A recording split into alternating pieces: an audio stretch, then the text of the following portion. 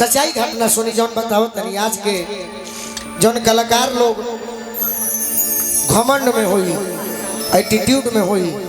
चाहे करे जोरे जोड़ी ना पसंद आवत हुई। हाँ जी। कहानी का बा कहाँ से शुरू भइल बा। अनुपमा आईली तो अनुपमा एगो गई रहली डेढ़नी सुतिहार छपरा जिला में गाँव हो मैच में आ दुगोला के बसा कमलबास कुंवर जी हवे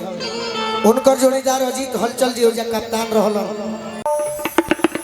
जो मंच पर आते हैं राजू भैया मेलू भैया तो कर मेल मिलाप दुनिया देखले बा। हाँ जी। जिससे हमार मेल मिलाप अनुपमा बाड़ी निशा बाड़ी हाँ अदिति राज चाहे जे भी कलाकार हमारा संगे गौले बा तो कर जोड़ी हम पहले भी गावत रहनी और कैलेंडर भैया के टीम जना में अरुण सवेरा भैया पप्पू भैया महेश चाचा और पैडल अमित भैया नो वो घड़ी जब रहल लो तो घड़ी हमने के अलग एगो रुतबा कहीं जलवा कहीं वो घड़ी अलग एगो छाप रहे अकेले भी हम गावत रहनी। आज से 10 साल पहले के कहानी है सरजीत भैया आई अकेले भी उतने सुंदर कार्यक्रम होके हमने के गावा गाई देश विदेश में जाई जा समय के बदलाव भइल तो बीच में ये डुइट वाला जौन मामला बा हमरा गोली लागे के पहले की कहानी है। एगो कनपहरी गांव निशा उपाध्याय एगो गायिका हम जानतो ना रहे नीरज राय हमारे भाई बतौलन सच्चाई घटना बताओ तनी तो नीरज राय जी जब बतौलन एगो लड़की भी केकरा के गायिका में रखल जाई तो नीरज राय कहलन कि भाई ये हमार प्रोग्राम ना तोर प्रोग्राम का तो घरी हमनी के 10 टकिया 20 टकिया मिले नु तो करे के रबड़ में कस ली जा कि अगर कोनो मित्र के प्रयोजन पड़ी तो हमें हमनी के उड़ा देव जा तो मित्र लोग खुश जी कि ना जा जाए तो भाई भैया साथ दिहले बा। अब जब निशा आईली 7,000 रुपया पर तो हमार फाइन रहली कब से चैनल में प्रोग्राम देखले रहली तब से और ओकरा बाद हमारो घरी गीत पवन सिंह जी भी गौले रहनी। कौन गीत है कौन ओठवा के ललिया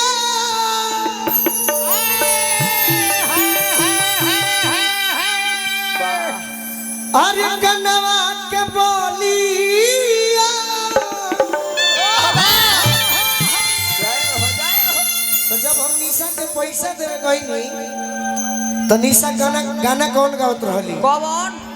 देवरू तो दुबई गईले तमन कर स्वागत में पैसा देवे गईनी यूट्यूब वाला कुछ भाई लोग वीडियो के चढ़ा दिहल। कुछ दिन के बाद फोन आवे लागल कि गोलू जी रौरा दावते बनी हमारा प्रोग्राम में। हाँ जी। निशा के भी बुक करा दी। कुछ दिन के बाद सुरेंद्र सिंह जी विकी भैया के स्वागत करो धन्यवाद। हाँ हाँ विकी भैया। कुछ दिन के बाद उत्तर प्रदेश में अनुपमा यादव बिरहिया का होत रहली मेलू भैया। तो एक दिन का भइल कि जब हमारा संगे घटना भइल सच्चाई घटना सुनी जौन बताओ तनी आज के जौन कलाकार लोग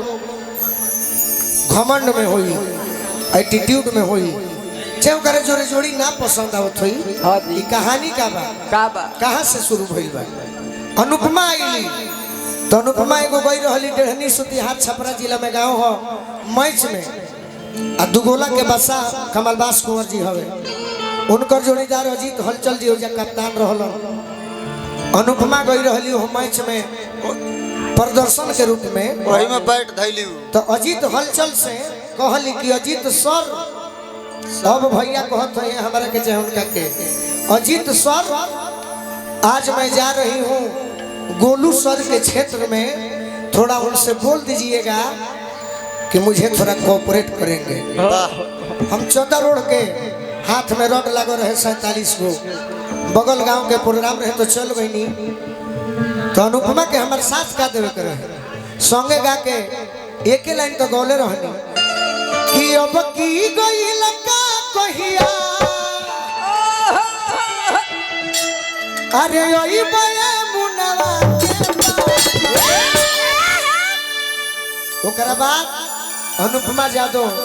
अनुपमा हो गई पवन सिंह जी के साथ में कई गो गीत गौली। हाँ जी बहुत कलाकार लोग आई बहुत लोग डेरा लगे का जने बिया हो गई बा कुछ ध के कुछ कह मत अरे भाई हम कहम ना सही बात हमार श्रद्धा जीवन में भइबे ना कोई ना हम तो होनी से तंग भइल बानी। हाँ जी हम अकेले बोले बानी अकेले सुनब तो मजा आई संगे में तो हम बाबूजी बनल बानी। हाँ जी तब आई गीत कहा बा हमार राजू भैया के फरमाइश अरे जे करे सलभ कइलू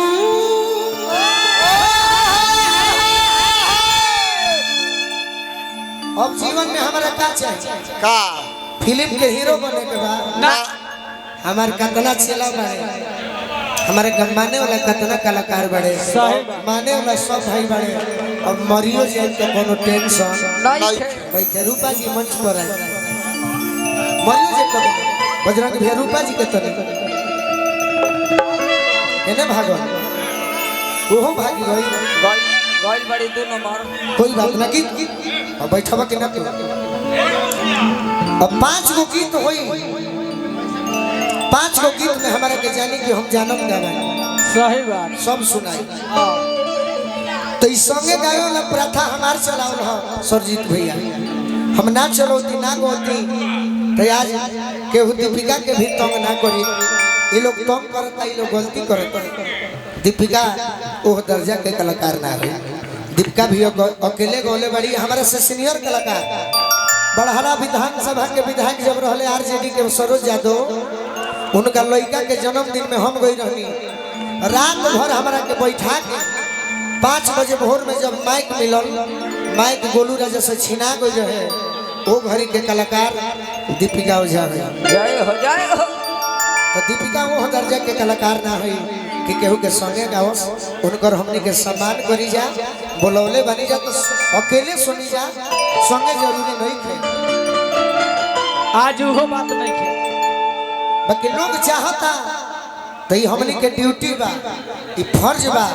करे के चाहिए। हाँ ही बात बा कलाकार के काम का बा ड्यूटी कोई तब जैसे जमे जैसे लोग खुश होके करे के चाहिए जे करे से लभ कइलू बाकी सच्चाई है दीपिका खातिर कह सकते ओ करे से परेशानी बा ए सनमे